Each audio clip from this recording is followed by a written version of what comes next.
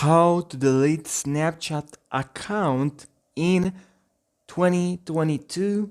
Hey everyone, welcome to How to Browse our YouTube channel. In this video I will show you how you can delete your account. Very easy and a simple step, so please follow along with me and watch this video till the very end because you don't want to miss any part of this video. And if you're new to my YouTube channel, please consider subscribing. I'm trying my best to provide you here with solutions for problems you may have online, okay, related to social media, apps, and softwares that you need tutorials for. And I'll try do my best to create the best tutorials. And if that's an interest of you, please consider subscribing. Now, without further ado, let's jump right into the video. So let's head over to Snapchat. And here, what you want to do is to go to your profile. And after, you need to go to settings.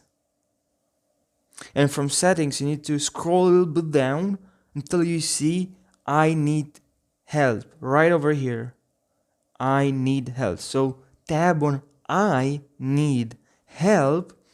And here, please, right here in the search bar, delete account.